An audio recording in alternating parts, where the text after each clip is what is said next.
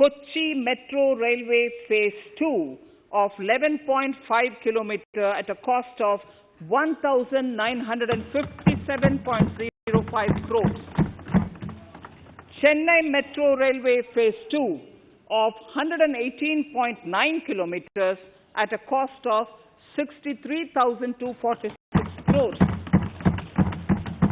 Bengaluru Metro Railway Project Phase 2A and 2B of 58.19 kilometers at a cost of 14,788 crores. Nagpur Metro Rail Project Phase 2 and Nashik Metro at a cost of 5,976 crores and 2,092 crores respectively. Power infrastructure.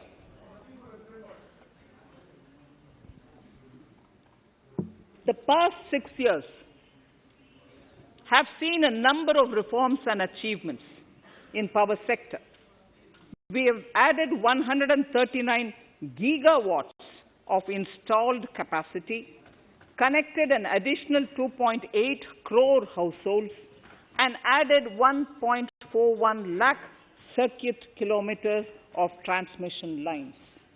The distribution companies across the country are monopolies, either government or private. There is a need to provide choice to the consumers by promoting competition. A framework will be put in place to give consumers alternatives to choose from among more than one distribution companies. I read that sentence again. A framework will be put in place to give consumers alternatives to choose from among more than one distribution company. The viability of distribution companies is a serious concern. A revamped, reforms-based, results-linked power distribution sector scheme will be launched with an outlay of 3,05,984 crores over 5 years. The scheme will provide assistance to DISCOMs for infrastructure creation, including prepaid smart metering, feeder separation, upgradation of systems, etc., tied to financial improvements. Prime Minister, while speaking at the third Reinvestment Conference in November 2020, had announced plans to launch a comprehensive national hydrogen energy mission. It is now proposed to launch a hydrogen energy mission in 2021-22 for generating hydrogen from green power sources. Ports, shipping and waterways. Major ports will be moving from managing their operational services on their own to a model where a private partner will manage it for them. For the purpose, 7 projects worth more than 2,000 crores will be offered by the major ports on private-public partnership mode in FY 21-22. A scheme for promoting flagging of merchant ships in India will be launched by providing subsidy support to Indian shipping companies in global tenders floated by ministries and CPSCs. An amount of 1,624 crores will be provided over 5 years. This initiative will enable greater training and employment opportunities for Indian seafarers, besides enhancing Indian companies' share in global shipping. India has enacted Recycling of Ships Act in 2019 and acceded to the Hong Kong International Convention. Around 90 ship recycling yards at Alang in Gujarat have already achieved HKC-compliant certificates. Efforts will be made to bring more ships to India from Europe and Japan. Recycling capacities of around 4.5 million light displacement ton LDT will be doubled by 2024. This is expected to generate an additional 1.5 lakh jobs for our youth.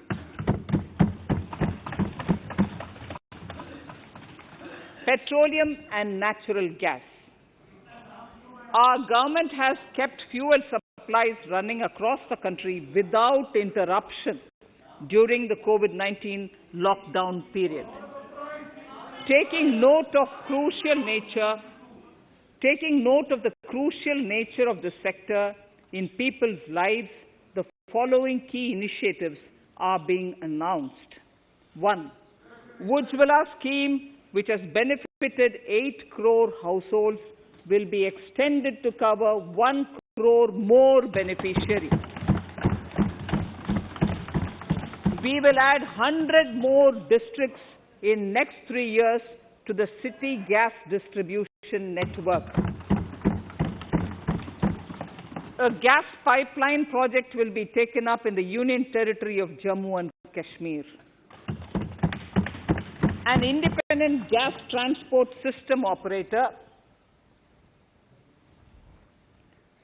will be set up for facilitation and coordination of booking of common carrier capacity in all natural gas pipelines on a non-discriminatory open access basis. Financial capital.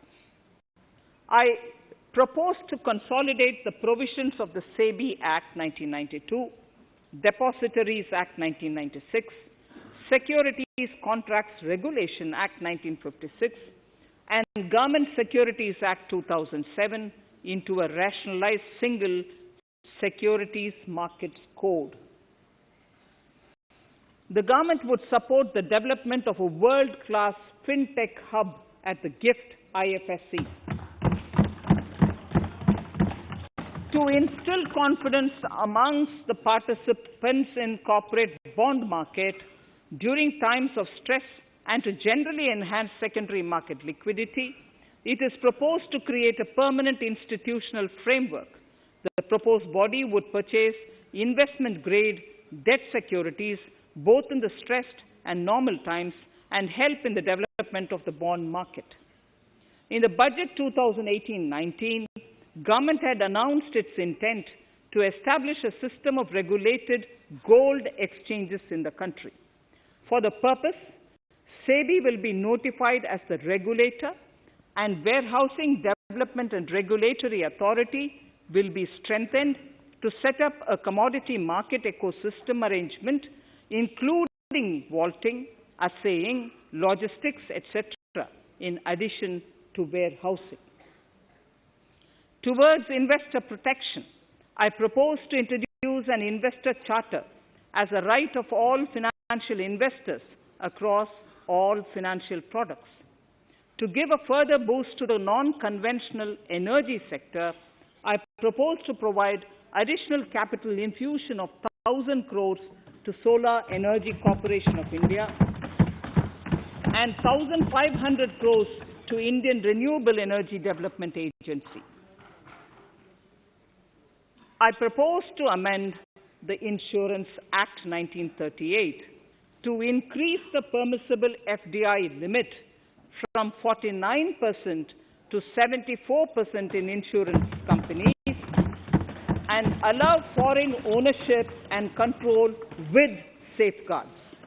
Under the new structure, the majority of directors on the board and key management persons would be resident Indians, with at least 50% of directors being independent directors and specified percentage of profits being retained as general reserve. Stressed asset resolution by setting up a new structure. The high level of provisioning by public sector banks of their stressed assets calls for a measure to clean up the bank books. An asset reconstruction company limited and asset management company would be set up to consolidate and take over the existing stressed debt and then manage and dispose of the assets to alternative investment funds and other potential investors for eventual value realization. Recapitalization of PSB. To further consolidate the financial capital capacity of PSBs, further recapitalization of 20,000 crores is proposed in 21-22. Deposit insurance. Last year, government had approved an increase in the deposit insurance cover from 1 lakh rupees to 5 lakhs for bank customers. I shall be moving amendments to DICGC Act 1961 in this session itself to streamline the provision so that if a bank is temporarily unable to fulfill its obligations, the depositors of such bank can get easy and time-bound access to their deposits to the extent of the deposit insurance cover. This would help depositors of banks that are currently under stress. To improve credit discipline, while continuing to protect the interests of small borrowers, for NBFCs with minimum asset size of 100 crores, the minimum loan size eligible for debt recovery under the Securitization and Reconstruction of Financial Assets and Enforcement of Security Interests SARFAESI Act 2002, it is proposed to be reduced from the existing level of 50 lakhs to 20 lakhs. Company matters. The decriminalization of the procedural and technical compoundable offences under Companies Act 2013 is now complete. I now propose to take up decriminalization of the Limited Liability Partnerships Act 2008. Honourable Speaker, I propose to revise the definition under the Companies Act 2013 for small companies by increasing the threshold for paid-up capital from not exceeding 50 lakh to not exceeding 2 crores and turnover from not exceeding 2 crores to not exceeding 20 crores. This will benefit more than 2 lakh companies in easing their compliance requirements. As a further measure which directly benefits startups and innovators, I propose to incentivize the incorporation of one-person companies by allowing one-person companies to grow without any restriction on paid-up capital and turnover, allowing their conversion into any other type of company at any time, reducing the residency limit for an Indian citizen to set up an one-person company from 182 days to 120 days, and allow also non-resident Indians to incorporate OPCs in India. This will be a big boost for startups.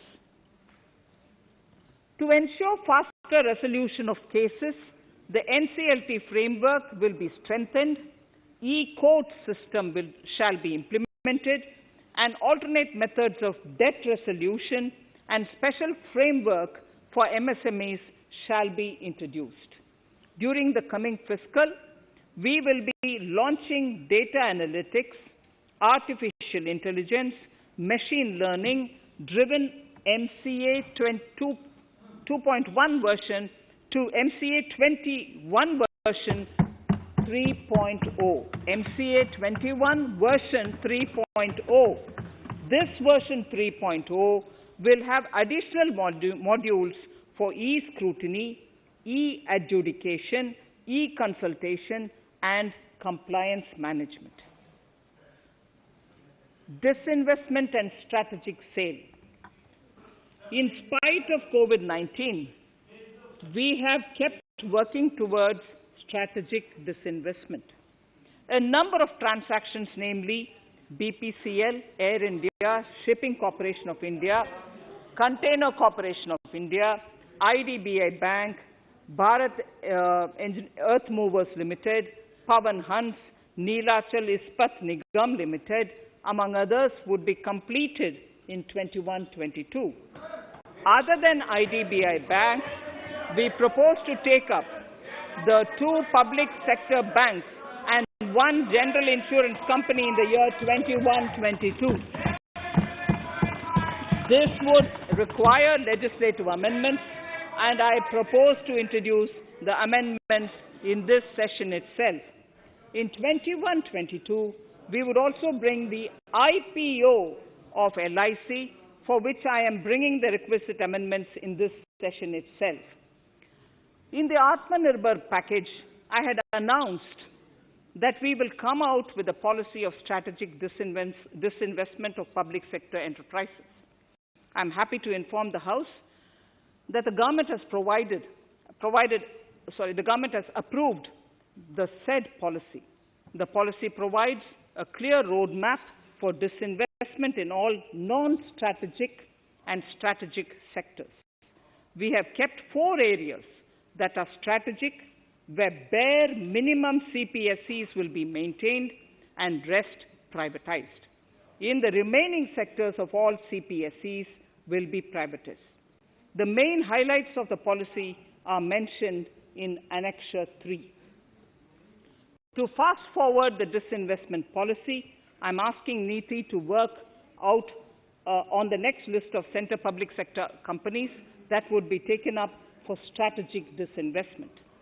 To similarly incentivize states to take to disinvestment of their public sector companies, we will work out an incentive package of central funds to states. Idle assets will not contribute to Atmanirbhar Bharat.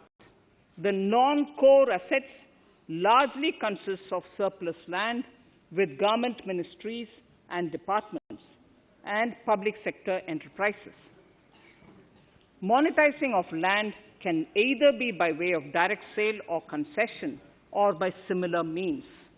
This requires special abilities, and for this purpose, I propose to use a special purpose vehicle in the form of a company that would carry out this activity.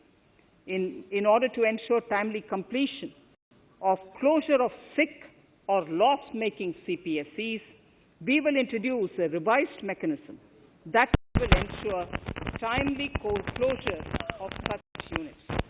I have estimated 1,75,000 crores as receipts from disinvestment in BE 21-22.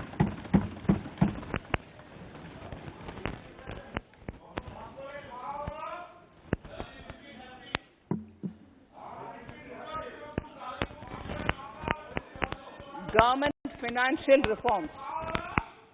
Under the Treasury single account, the TSA system, autonomous bodies directly draw funds from the government's account at the time of actual expenditure, saving interest costs. We will extend the TSA system for universal application from 21-22. On the recommendation of the 15th Finance Commission, we have undertaken a detailed exercise to rationalize and bring down the number of centrally sponsored schemes. This will enable consolidation of outlays for better impact. The government is committed to the development of multi-state cooperatives and will provide all support to them. To further streamline the ease of doing business for cooperatives, I propose to set up a separate administrative structure for them.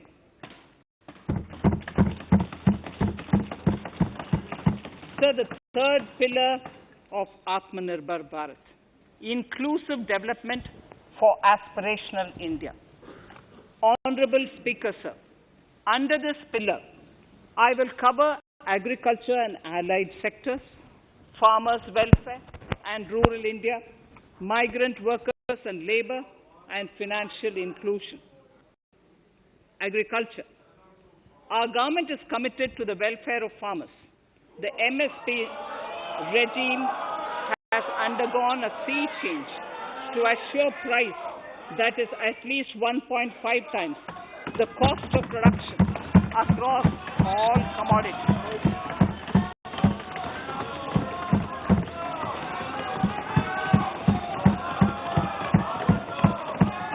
The procurement has also continued to increase at a steady pace. This has resulted in increase in payments to farmers substantially.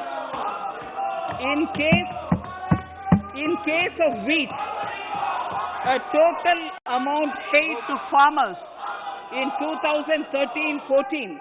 Honorable Speaker, sir, the data that I give now is important for all honorable members to kindly hear. In case of wheat, the total amount paid to farmers in 2013-14 was 33,874 crores. In 2019-20, it was 62,802 crores. And even better, Honorable Speaker, in 2020-2021, this amount paid to farmers was 75,060 crores.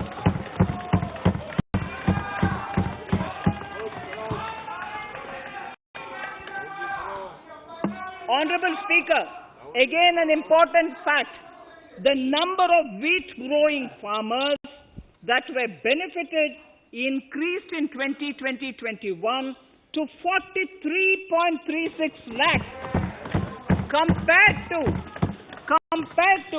35.57 lakhs in 2019-20. That much of an increase within 1 year. For paddy, again an important data. For paddy, the amount paid in 2013-14 was 63,928 crores. In 2019-20, this increased to 1,41,930 crores.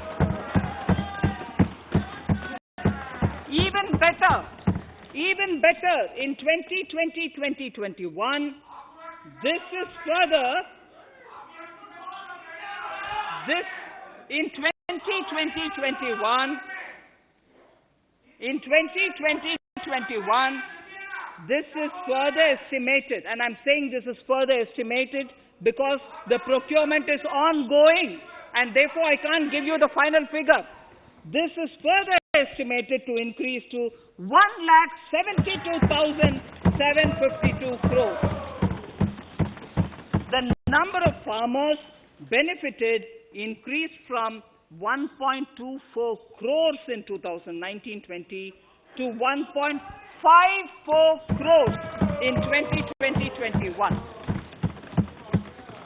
In the same way, Honorable Speaker, sir, in the case of pulses, the amount paid in 2013-14 was 236 crores. In 2019-20, this was increased to 8,285 crores. Now in 2021, it is at 10,530 crores. More than 40 times increase from 2013-14. The receipts to cotton farmers have seen a stupendous increase from 90 crores in 2013-14 to 25,974 crores I'm giving you data as of 27th January 2021. This is bound to increase. From 90 crores for cotton farmers, in 2013-14 to 25,974 crores in 2021. All the details in complete narration is available in Annexure 4 to my speech. Early this year, Honorable Prime Minister had launched the Swamitva scheme. Under this, a record of rights is being given to property owners in villages. Up till now, about 1.80 lakh property owners in 1,241 villages have been provided cards. I propose during 21-22 to extend this to cover all states and union territories. To provide adequate credit to our farmers, I have enhanced the agricultural credit target to 16.5 lakh crores in this year. We will focus on ensuring increased credit flow to animal husbandry, Pashupalan, dairy, and to Matsyakar, to the fisheries. We are enhancing the allocation to the Rural Infrastructure Development Fund from 30,000 crores to 40,000 crores. The Micro Irrigation Fund, with a corpus of 5,000 crores, has been created under NABARD. I propose to double it by augmenting it by another 5,000 crores. To boost value addition in agriculture and allied products and their exports, the scope of Operation Green Scheme that is presently applicable to only tomatoes, onions, and potatoes will be enlarged to include 22 perishable crops. Around 1.68 lakh crore farmers, around 1.68 crore farmers are registered, and 1.14 lakh crores of rupees trade value has been carried out through e-NAMs, the National Agricultural Market. Keeping in view the transparency and the competitiveness that e-NAM has brought into the agricultural market, 1,000 more mandis will be integrated with e-NAM. Honorable Speaker, sir, with all this, the Agricultural Infrastructure Fund would be made available to the APMCs for augmenting their infrastructure facilities.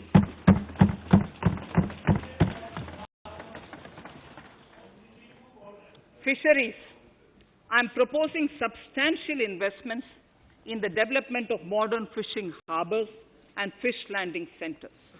To start with, 5 major fishing harbors, Kochi, Chennai, Visakhapatnam, Paradip, and Petua Ghat, will be developed as hubs for economic activity. We will also develop inland fishing harbors and fish landing centers along the banks of rivers and waterways. Seaweed farming is an emerging sector with potential to transform the lives of coastal communities. It will provide large-scale employment and additional incomes. To promote seaweed farming and cultivation, I propose a multi-purpose seaweed park to be established in Tamil Nadu.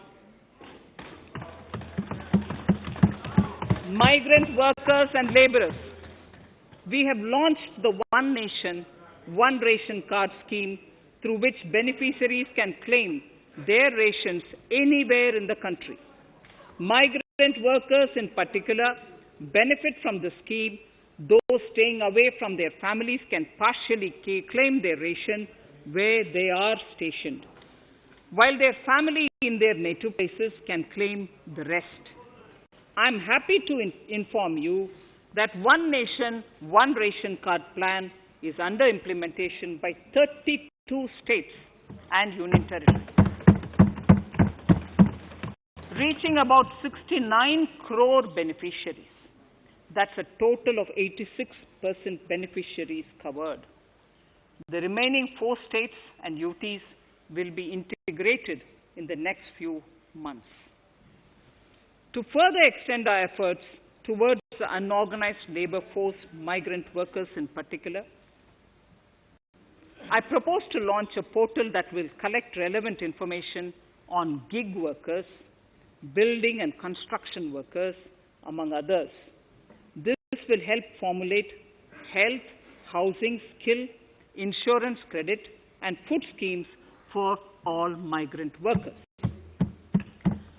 We will conclude a process that began 20 years ago with the implementation of the 4 labor codes. For the first time globally, social security benefits will be extended to gig and platform workers.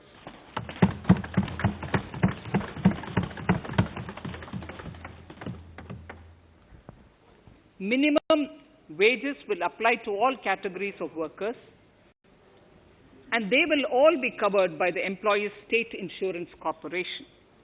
Women will be allowed to work in all categories and also in the night shifts with adequate protection. At the same time, compliance burden on employers will be reduced with a single registration and licensing and online returns. Financial inclusion. To further facilitate credit flow under the scheme of Stand Up India for the scheduled castes and scheduled tribes and also women, I propose to reduce the margin money requirement from 25% to 15% only, and to also include loans for activities in allied sectors in allied activities in agriculture. We have taken a number of steps to support the MSME sector.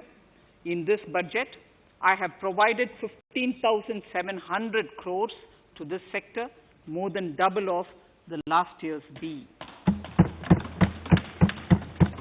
Honorable Speaker, sir, I now go to the 4th pillar, reinvigorating human capital. The national education policy announced recently has had good reception. In school education, more than 15,000 schools will be qualitatively strengthened to include all components of the national education policy. They shall emerge as exemplar schools in their regions, hand-holding and mentoring other schools to achieve the ideals of policy. 100 new Sainik schools will be set up in partnership with NGOs, private schools, and states. Higher education. In Budget 2019-20, I had mentioned about the setting up of a higher education commission in India. We would be introducing the legislation this year to implement the same. It will be an umbrella body having 4 separate vehicles for standard setting, accreditation, regulation, and funding. Many of our cities have various institutions, universities, and colleges supported by the Government of India. Hyderabad, for example, has about 40 major institutions. In 9 such cities, we will create a formal umbrella structure so that these institutions can have better synergy while also retaining their internal autonomy. A glue grant will be set aside for this purpose. For accessible higher education in Ladakh, I propose to set up a central university in Leh.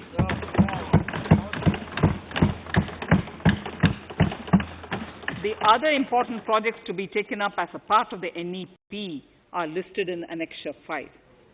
Scheduled caste and scheduled tribes welfare. We have set ourselves a target of establishing 750 Eklavya model residential schools in our tribal areas. I propose to increase the unit cost of each such school from 20 crores, which is what it is now, to 38 crores, and for hilly and difficult areas to 48 crores. This would help creating robust infrastructure facilities for our tribal students. We have revamped the post-metric scholarship scheme for the welfare of scheduled caste students. I have also enhanced the central assistance in this regard. We are allotting 35,219 crores for 6 years till 25-26 to benefit 4 crores scheduled caste students. Skilling. In 2016, we had launched the National Apprenticeship Promotion Scheme. The government proposes to amend the Apprenticeship Act with a view to further enhancing apprenticeship opportunities for our youth. We will realign the existing scheme of National Apprenticeship Training Scheme for providing post-education apprenticeship training of graduates and diploma holders in engineering. Over 3,000 crores will be provided for this purpose. An initiative is underway, Honorable Speaker, in partnership with the United Arab Emirates to benchmark skill qualifications, assessment and certification, accompanied by the deployment of certified workforce. We also have a collaborative inter-training program between India and Japan to facilitate transfer of Japanese industrial and vocational skills, techniques, and knowledge. We will take forward this initiative with many more countries also.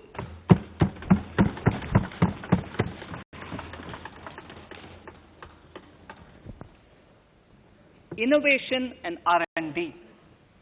In my budget speech of 2019, I had announced the National Research Foundation.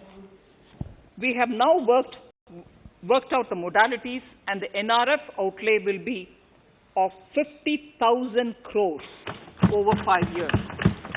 It will ensure that the overall research ecosystem in the country is strengthened with focus on identified national priority thrust areas.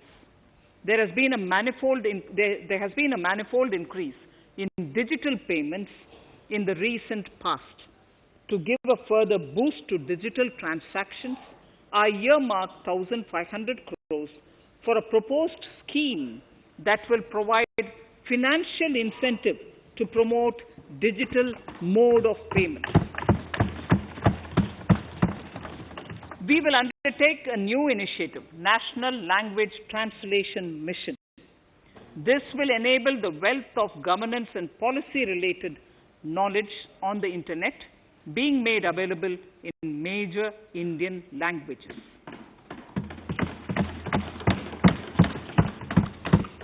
The new Space India Limited, a PSU, under the Department of Space, will execute the PSLV CS-51 launch, carrying the Amazonia satellite from Brazil, along with a few smaller Indian satellites. As part of the Gaganyaan mission activities, 4 Indian astronauts are being trained on generic spaceflight aspects in Russia. The first unmanned launch is slated for December 2021. Our oceans are a storehouse of living and non-living resources. To better understand this realm, we will launch a deep ocean mission with a budget outlay of more than 4,000 crores over 5 years. This mission will cover deep ocean survey exploration and projects for the conservation of deep sea biodiversity. I come to the 6th pillar, Honorable Speaker, minimum government, maximum governance. Honorable Speaker, sir, this is the last of the 6 pillars. This will outline plans for reforms in one of our core principles of minimum government, maximum governance. We have taken a number of steps to bring reforms in tribunals in the last few years for speedy delivery of justice. Continuing with the reforms process, I now propose to take further measures to rationalize the functioning of tribunals. We have introduced the National Commission for Allied Healthcare Professionals Bill in Parliament. National Commission for Allied Healthcare Professionals Bill in the Parliament, with a view to ensure transparent and efficient regulation of 56 allied healthcare professionals. Additionally, to bring about transparency, efficiency, and governance reforms in the nursing profession, the National Nursing and Midwifery Commission Bill will be introduced by the government for passing. to have ease of doing business for those who deal with government or CPSEs and carry out contracts, I propose to set up a conciliation mechanism and mandate its use for quick resolution of contractual disputes. This will instill confidence in private investors and contractors. Honorable Speaker, sir, the forthcoming census could be the first digital census in the history of India.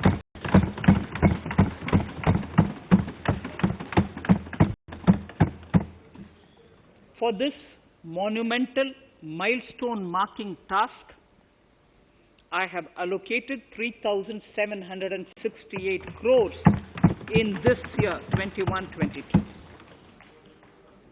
Honorable Speaker, Goa is celebrating the Diamond Jubilee year of the state's liberation from Portuguese rule. From the Government of India's side, I propose to grant 300 crores to the Government of Goa for the celebration. I propose to provide 1,000 crores for the welfare of tea workers, especially women and children in Assam and West Bengal. A special scheme will be devised for the same.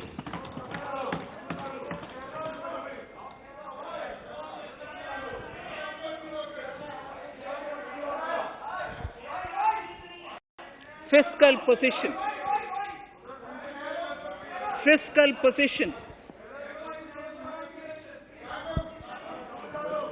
In these last few paragraphs of part A of my speech, I draw the attention of this august House to the fact that at the beginning of the current financial year, the pandemic's impact on the economy resulted in a weak revenue inflow. This was combined with high expenditure to provide essential relief to vulnerable sections of the society, especially the poor, the women, scheduled castes, and scheduled tribes. Unlike many other countries, we opted for a series of medium-sized packages during the pandemic so that we could calibrate and target our response according to the evolving situation. Once the health situation stabilized and the lockdown was being slowly lifted, we switched to ramping up government spending so as to revive domestic demand. As a result, against an original BE expenditure of 30.42 lakh crores for 2020-21, our RE estimates are 34.50 lakhs. 30.42 now within the year going up to 34.5 lakh crores. We have maintained quality of expenditure. The capital expenditure estimated in the RE is 4.39 lakh crores as against 4.12 lakh crores in the BE stage. So the beginning of the year, we had marked only 4.12 lakh, whereas it is 4.39 lakh crores as we end the year. Fiscal deficit in RE 2020-2021 is pegged at 9.5% of the GDP. Fiscal deficit in RE 2020 to 2021 is pegged at 9.5% of GDP. We have funded this through government borrowings, multilateral borrowings, small saving funds, and short-term borrowings. We would need another 80,000 crores, for which we would be approaching the market in these 2 months. We would be needing another 80,000 crores, for which we would be approaching the markets in these 2 months. To ensure that the economy is given the required push, our BE estimates for expenditure in 21-22 are 34.83 lakh crores. This includes 5.54 lakh crores as capital expenditure an increase of 34.5% over the BE figure of 2020-2021. The fiscal deficit in BE 21-22 is estimated to be 6.8% of the GDP. The gross borrowing from the market for the next year would be around 12 lakh crores. We plan to continue with our path of fiscal consolidation and intend to reach the fiscal deficit level below 4.5% of the GDP by 2025-2026, with a fairly steady decline over the period. We hope to achieve the consolidation by first increasing the buoyancy of tax revenue through improved compliance, and secondly, by increased receipts from monetization of assets, including public sector enterprises and land. The Contingency Fund of India is being proposed to be augmented. The Contingency Fund of India is being proposed to be augmented from 500 crores to 30,000 crores through finance bill. In accordance with the views of the 15th Finance Commission, we are allowing a normal ceiling of net borrowing for the states at 4% of GSDP for the year 21-22. A portion of this ceiling will be earmarked to be spent on incremental capital expenditure. Additional borrowing ceiling of 0.5% of the GSDP will also be provided, subject to conditions. States will be expected to reach a fiscal deficit of 3% of GSDP by 2023-24, as recommended by the 15th Finance Commission. In the July 2019-20 budget, I introduced the Statement 27 on extra budgetary resources. It disclosed the borrowings of the government agencies that went towards funding Government of India schemes and whose repayment burden was on the government. In my 2020-21 budget, I enhanced the scope and coverage of that statement by including the loans provided by government to the FCI, the Food Corporation of India.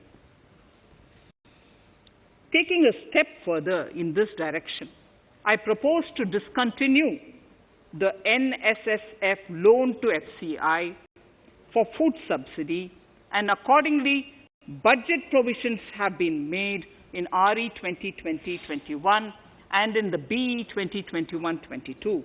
The extra budgetary resource details are at Annexure 6. We know that the FRBM Act mandates fiscal deficit of 3% of GDP to be achieved by 31st March 2020-2021. The effect of this year's unforeseen and unprecedented circumstances has necessitated the submission of a deviation statement under Sections 4 of Subclause 5 and Section 7, Subclause 3b of the FRBM Act, which I am laying on the table of the House as part of the FRBM documents. Towards achieving central government fiscal deficit along the broad path that I have already indicated, I will be introducing an amendment to the FRBM Act. Honourable Speaker, on the 9th of December 2020, the 15th Finance Commission submitted its final report covering the period 2021 to 2026 to the Rashtrapati Ji. The government has laid the Commission's report along with the explanatory memorandum in the Parliament, retaining the vertical shares of the states at 41%. We recognize our commitment to fiscal federalism and propose, therefore, to adhere to this recommendation. Jammu and Kashmir in the 14th Finance Commission was entitled to get devolution being a state.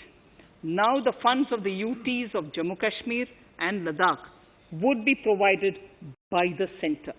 I have also provided on the Commission's recommendation 1,18,452 crores as revenue deficit grant to 17 states in 21-22, as against 74,340 crores to 14 states in 2020-21. Honorable Speaker, I would now move to Part B of my speech.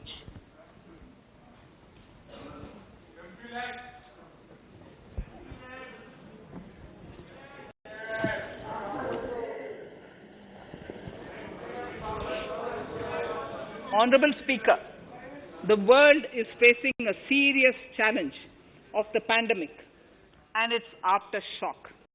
In these trying times, when many economies are struggling to revive, our people and our industry have exhibited remarkable resilience. As I mentioned already, post-pandemic, a new world order seems to be emerging, one in which Asia is poised to occupy a prominent position, and India will have a leading role therein. In this scenario, our tax system has to be transparent, efficient, and should promote investments and employment in our country. At the same time, it should put minimum burden on our taxpayers. I borrow the words of Thiruvalluvar, the saint. Yetralum, Eatalum, Kathalum, Katha Vaguthalum, Nalla Valladarasu. A king or a ruler is the one who creates and acquires wealth, protects and distributes it for common good. Tirukkural. Direct tax proposals. Keeping this in mind, the words of Tirukkural, our government introduced a series of reforms in the direct tax system for the benefit of our taxpayers and the economy. Few months prior to the pandemic, in order to attract investments, we slashed our corporate tax rate to make it among the lowest in the world. The dividend distribution tax, too, was abolished.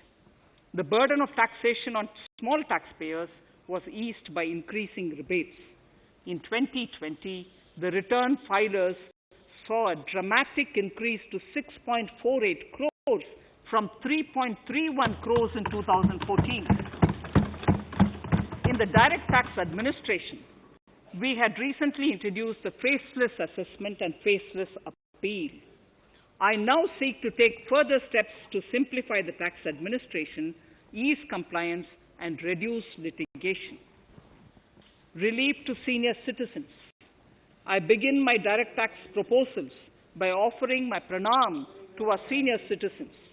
Many of them, despite having foregone several basic necessities of their own, have strived to build our nation. Now, in the 75th year of independence of our country, when we continue our endeavor with renewed vigor, we shall reduce compliance burden on our senior citizens who are 75 years of age and above. For senior citizens who only have pension and interest income, I propose exemption from filing their income tax returns.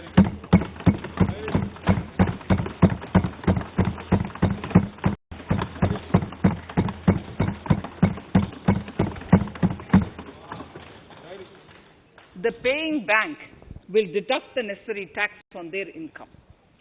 Reduction in time for income tax proceedings. This is a very key announcement if you are asking. Honorable Speaker, presently an assessment can be reopened up to 6 years and in serious tax fraud cases for up to 10 years. As a result, taxpayers have to remain under uncertainty for a very long time. I therefore propose to reduce this time limit for reopening of assessments to 3 years from the present 6 years.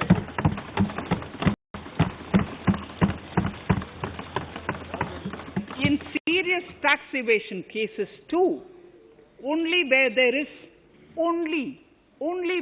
is evidence of concealment of income of 50 lakh or more in a year.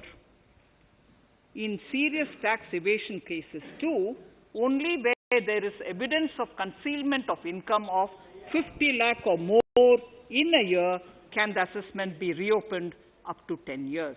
Even this reopening can be done only after the approval of the Principal Chief Commissioner, the highest level of income tax department. Setting up the Dispute Resolution Committee. Honorable Speaker, it has been the resolve of this government to reduce litigation which mars the present taxation system.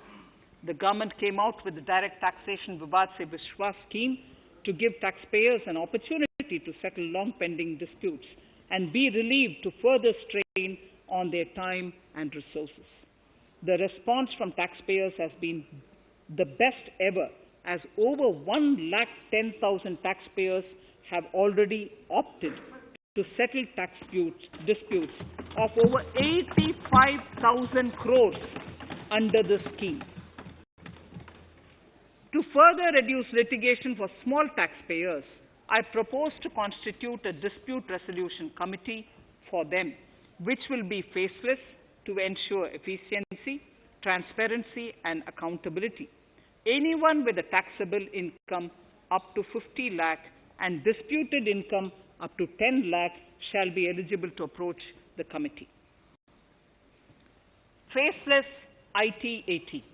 For ease of compliance and to reduce discretion, we are committed to make the taxation processes faceless. The government has already introduced faceless assessment and appeal this year. The next level of income tax appeal is the Income Tax Appellate Tribunal. I now propose to make this tribunal faceless. We shall establish a national faceless Income Tax Appellate Tribunal Center. All communication between the tribunal and the appellant shall be electronic. Where personal hearing is needed, it shall be done through video conferencing. Relaxations to NRI. When non-resident Indians return to India, they have issues with respect to their accrued incomes in their foreign retirement accounts. This is usually due to mismatch in taxation period. They also face difficulties in getting credit for Indian taxes in foreign jurisdictions. I propose to notify rules for removing their hardship of double taxation. Exemption from audit. Currently, if your turnover exceeds 1 crore, you have to get your accounts audited. In February 2020 budget, I had increased the limit for tax audit to 5 crores for those who carry out 95% of their transactions digitally. To further incentivize digital transactions and to reduce compliance burden, I propose to increase this limit for tax audit for such persons from 5 crores to 10 crores. Relief for dividend. In the previous budget, I had abolished the dividend distribution tax in order to incentivize investment. Dividend was made taxable in the hands of shareholders. Now, in order to provide ease of compliance, I propose to make dividend payment to rate and InvIT exempt from TDS. Further, as the amount of dividend income cannot be estimated correctly by the shareholders for paying advance tax, I propose to provide that advance tax liability on dividend income shall arise only after the declaration or payment of dividend. Also, for the foreign portfolio investors, I propose to enable deduction of tax on dividend income at lower treaty rate. Attracting foreign investment into infrastructure sector. In the last budget, for attracting foreign investment in the infrastructure sector, we had granted 100% tax exemption, subject to certain conditions, to foreign sovereign wealth funds and pension funds on their income from investment in Indian infrastructure. We have noticed that few of such funds are facing difficulties in meeting some of the conditions. In order to ensure that a large number of funds invest in India, I propose to relax some of these conditions relating to prohibition on private funding, restriction on commercial activities, and direct investment in infrastructure. In order to allow funding of infrastructure by issue of zero-coupon bonds, I propose to make notified infrastructure debt funds eligible to raise funds by issuing tax-efficient zero-coupon bonds. Affordable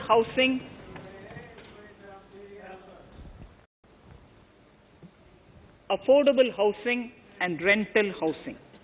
This government sees housing for all and affordable housing as priority areas.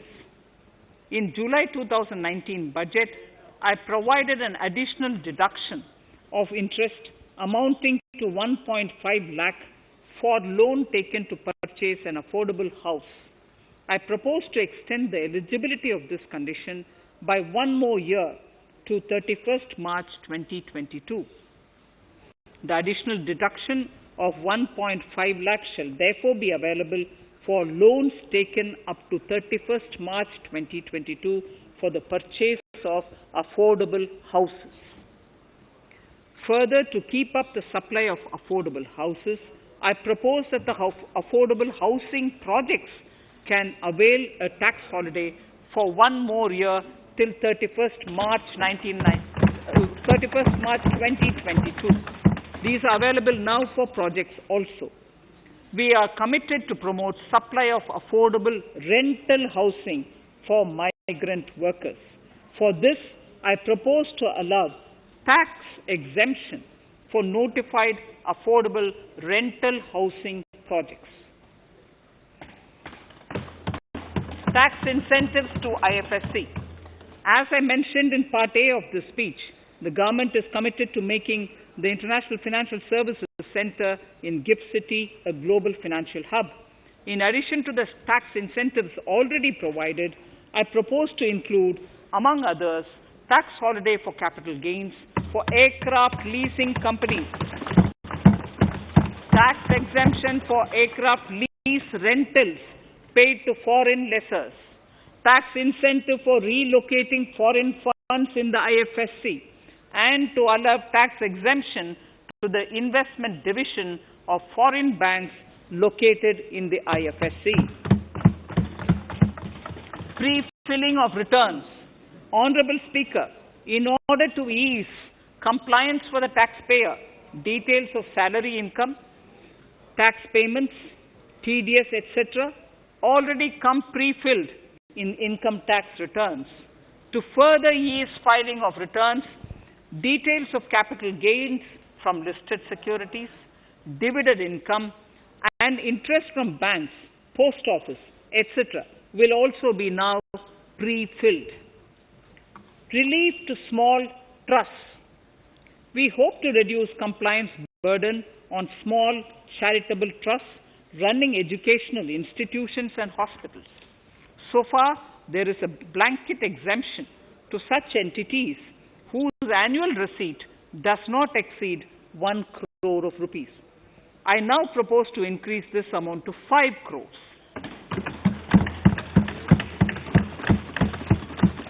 Labor welfare. We have noticed that some employers deduct the contribution of employees toward provident funds, superannuation funds, and other social security funds, but do not deposit these contributions within the specified time. For these employees, this means a loss of interest or income. In cases where an employer later becomes financially unviable, non-deposit results in a permanent loss for the employees. In order to ensure that employees' contributions are deposited on time, I reiterate that the late deposit of employees' contribution by the employer will not be allowed as deduction to the employer.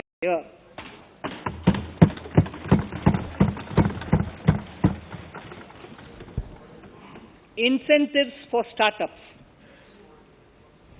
In order to incentivize startups in the country, I propose to extend the eligibility for claiming tax holiday for startups by 1 more year, till 31st March 2022.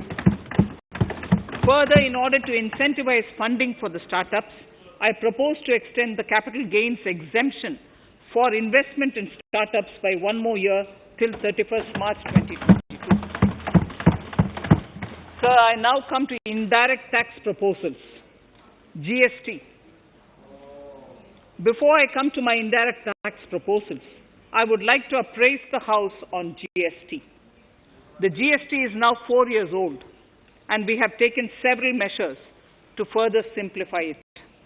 Some of the measures include nil return through SMS, quarterly return and monthly payment for small taxpayers, electronic invoice system, validated input tax statements, pre-filled editable GST return, and staggering of returns filing.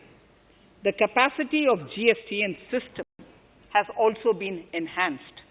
We have also deployed deep analytics and artificial intelligence to identify tax evaders and fake billers and launched special drives against them. The results speak for themselves. We have made record collections in the last few months.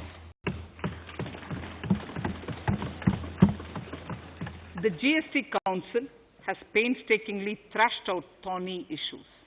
As chairperson to the Council, I want to assure this House that we shall take every possible measure to smoothen the GST further and to remove anomalies such as inverted duty structure. Custom duty rationalization. Our custom duty policy should have the twin objective of promoting domestic manufacturing and helping India get on to global value chain and export better. The thrust now has to be on easy access to raw materials and exports of value-added products. Towards this, last year, we started overhauling the customs duty structure, eliminating 80 outdated exemptions. I also thank everyone who responded overwhelmingly to a crowdsourcing call for suggestions on this revamp. I now propose to review more than 400 old exemptions this year. I repeat, I now propose to review more than 400 old exemptions this year. We will conduct this through extensive consultations, and from 1st October 2021, we will put in place a revised customs duty structure free of distortions. I also propose that any new customs duty exemptions, therefore, henceforth will have validity up to 31st March, following 2 years from the date of the issue. Electronic and mobile phone industry. Domestic electronic manufacturing has grown rapidly. We are now exporting items like mobiles and chargers. For greater domestic value addition, we are withdrawing a few exemptions on part of chargers and sub-parts of mobiles. Further, some parts of mobiles will move from nil rate to a moderate 2.5%. Iron and steel. MSMEs and other user industries have been severely hit by a recent sharp rise in iron and steel prices. Therefore, we are reducing customs duty uniformly to 7.5% on semis, flats, and long products of non-alloy, alloy, and stainless steels. To provide relief to metal recyclers, mostly MSMEs, I am exempting duty on steel scrap for a period up to 31st March 2022. Further, I am also revoking ADD and CVD on certain steel products. Also, to provide relief to copper recyclers, I am reducing duty on copper scrap from 5% to 2.5%. Textiles. The textile sector generates employment and contributes significantly to the economy. There is a need to rationalize duties on raw material inputs to man-made textiles. We are now bringing nylon chain on par with polyester and other man-made fibers. We are uniformly reducing the BCD rates on caprolactam, nylon chips, nylon fiber, and yarn to 5%. This will help the textile industry, MSMEs, and also overall exports. Chemicals. We have calibrated customs duty rates on chemicals to encourage domestic value addition and to remove inversions. Apart from other items, we are reducing customs duty on naphtha to 2.5% to correct inversion. Gold and silver presently attract a basic customs duty of 12.5%. Since the duty was raised from 10% in July 19, prices of precious metals have risen sharply. To bring it closer to previous levels, we are rationalizing customs duty on gold and silver. Renewable energy. In Part A, we have already acknowledged that solar energy has huge promise for India. To build up domestic capacity, we will notify a phased manufacturing plan for solar cells and solar panels. At present, to encourage domestic production, we are raising duty on solar inverters from 5% to 20% and on solar lanterns from 5% to 15%. Capital equipment and auto parts. There is immense potential in manufacturing heavy capital equipment domestically. We will comprehensively review the rate structure in due course. However, we are revising duty rates on certain items immediately. We propose to withdraw exemptions on tunnel boring machine. It will attract a customs duty of 7.5% and its parts a duty of 2.5%. We are raising customs duty on certain auto parts to 15% to bring them on par with general rate on auto parts. MSME products. We are proposing certain changes to benefit MSMEs.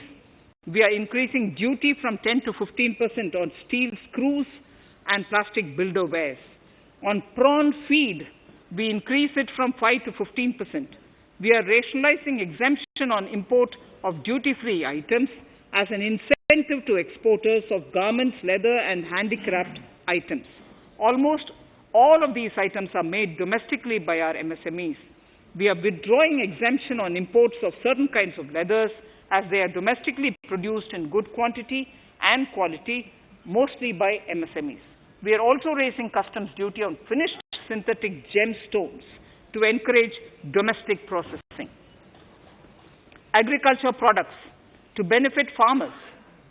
We are raising customs duty on cotton from nil to 10%, on raw silk and silk yarn from 10 to 15%.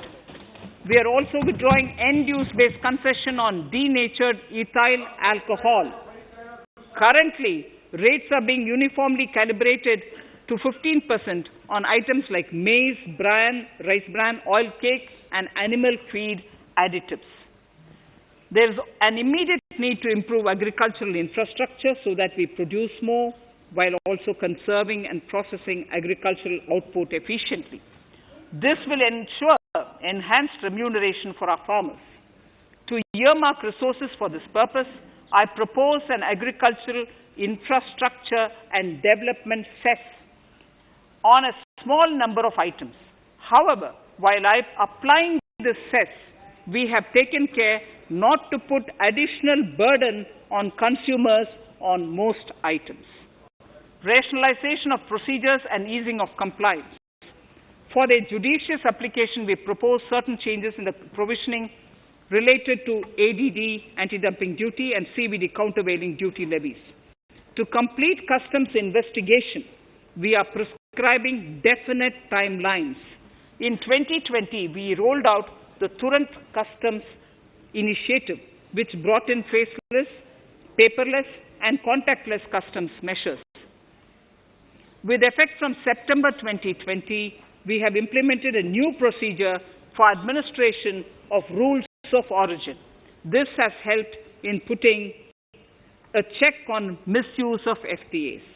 the specific details of direct and indirect tax changes proposed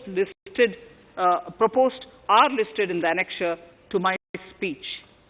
Honorable Speaker, sir, with these words, I commend the budget to this august House. Thank you.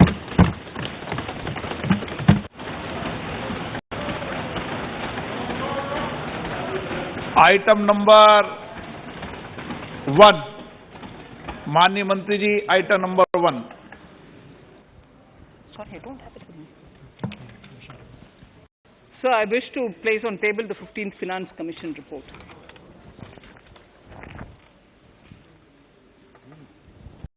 Item number 3, माननीय मंत्री जी।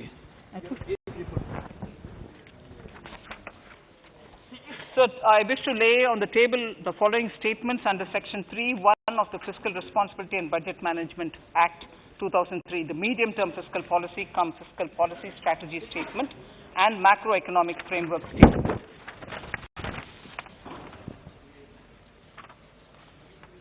Item number 4. So I wish to seek your permission to move for leave to introduce the Finance Bill 2021. प्रश्न ये कि विधेयक को पुनर्स्थापित करने की अनुमति प्रदान की जाए। जो सदस्य इसके पक्ष में हाँ कहें, जो सदस्य इसके विरोध में ना कहें। मेरे विचार में निर्णय हाँ वालों के पक्ष में हुआ, हाँ वालों के पक्ष में हुआ। माननीय मंत्री जी विधेयक को पुनर्स्थापित करें। Shri Prahlad Joshi ji. With your permission, I rise to present the 18th report of Business Advisory Committee. माननीय सदस्यगण, माननीय वित्त मंत्री जी के बजट भाषण की प्रतियां प्रकाशक फलक पर उपलब्ध है। सदस्य अपनी प्रति प्रकाशन फलक से प्राप्त कर सकते हैं। माननीय सदस्यगण, जैसा कि आपको समाचार 2 के माध्यम से पहले सूचित किया जा चुका है कि बजट की प्रतियां आपको मेंबर्स पोर्टल के माध्यम से उपलब्ध कराई जा रही है। सभा की कार्रवाई मंगलवार दिनांक 2 फरवरी 2021 को दोपहर 4 बजे तक के लिए स्थगित की जाती है।